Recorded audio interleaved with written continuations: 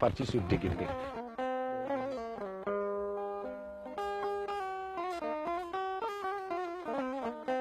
C'est ici, juste derrière moi, que l'Hadj Omar Foutiyou Tall est vu pour la dernière fois.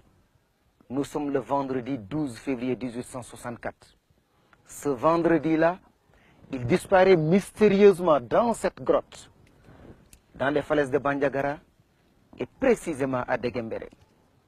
Il disparaît après avoir bâti une communauté sur plus de 300 000 km², dont la seule devise est la ilaha illallah, une pratique parfaite de l'islam telle qu'elle est faite aujourd'hui ici, dans cette partie du Mali, en plein pays de Rome.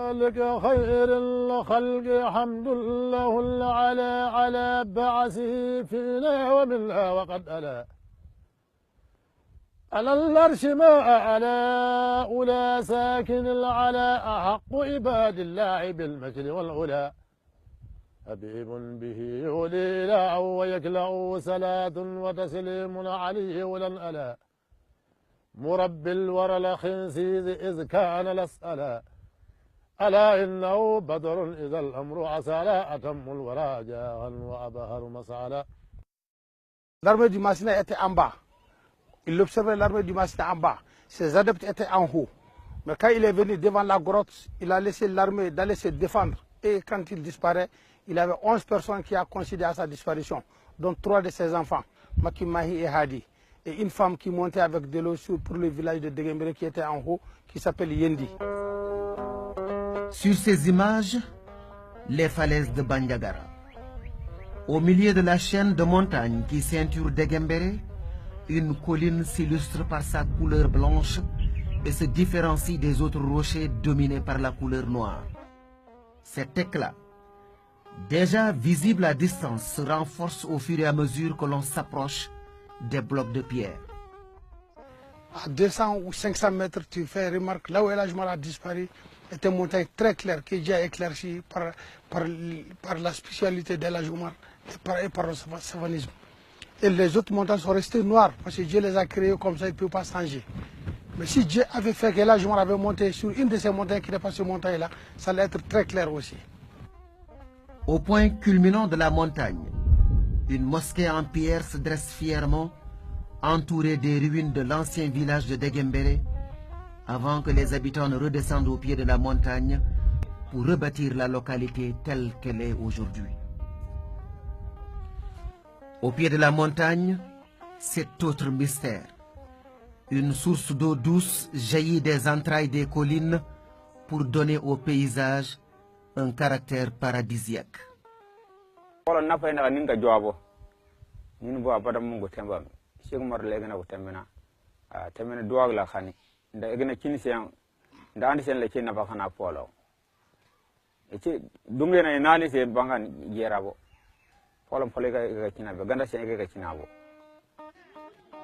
Ici, El Hadj Omar Foutiyou Tall n'est pas vu comme un conquérant, mais comme un sauveur.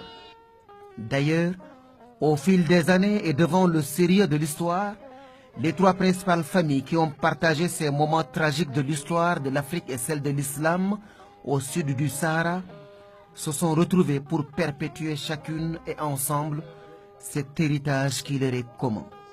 En 1977, il y a le président Moussa Traoré qui a tenu une réconciliation entre ces familles. Il a tenu une réconciliation de toutes ces familles-là.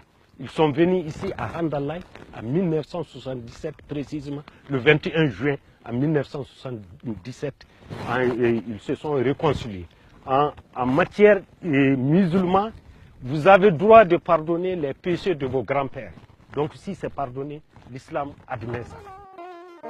S'agissant d'El Hadj Omar Foutiyou Tall, les historiens sont unanimes à le présenter d'abord comme l'érudit maître coranique, prince du savoir et adepte de la sunna, doublé d'un soufi, d'un mystique. C'est aussi le chef politique djihadiste et stratège militaire. Cheikh Omar, c'est également le calife, illustre propagateur de la Tidjania en Afrique noire. Et il aimait même la paix. Je vais vous en donner quelques exemples.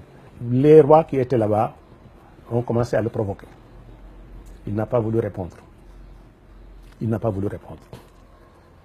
Finalement, il va même, pour éviter des problèmes, se déplacer et aller à Dinguiraye.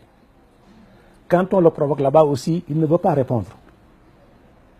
Il a fallu qu'on envoie des délégations pour venir le désarmer et désarmer ses partisans, qu'il s'est rendu compte que s'il ne réagit pas, il va accepter une situation qui va le mettre en situation d'infériorité, et ceux qui envisagent de le désarmer, peut-être qu'ils sont animés d'autres intentions, pouvant se traduire éventuellement par des meurtres perpétrés sur sa personne, pour qu'il décide de faire face. Et dans Arima, il prend la précaution de marquer que je n'ai pas le premier ouvert les hostilités. Le flambeau omarien, repris dès les premières heures qui ont suivi sa disparition par son neveu Tidjani Amadou, le flambeau donc va traverser des âges, transcender nombre de clivages pour s'imposer comme un modèle de nationalisme, de résistance et de projet politique jamais égalé en Afrique noire. El Hadji Omar a été respecté au plan national et international, et sa dimension intellectuelle dépasse tout ce que le 19e siècle africain a connu. Il n'y a pas dans le milieu africain au 19e siècle quelqu'un qui ait eu une dimension intellectuelle et universitaire égale à celle de Cheikh Omar. Il a fait, pendant son voyage à la Mecque, 20 ans d'études, d'observation, de notes, n'est-ce pas, d'apprentissage, qui lui ont permis de connaître des civilisations différentes, des régimes politiques différents, des pays différents, des cultures différentes. Il était polyglotte, il parlait plusieurs langues, hein? Il maîtrisait beaucoup de savoirs, il a pris femme dans différentes ethnies. Seulement, l'histoire exceptionnelle à tout égard d'El Hadji Omar Foutiyou Tall sera l'une des plus grandes victimes de l'école de Jules Ferry et de l'historien aux yeux bleus qui, comme l'a si bien dit l'autre, n'a écrit l'histoire de l'Afrique qu'en termes de conquête et de domination. Masha'Allah.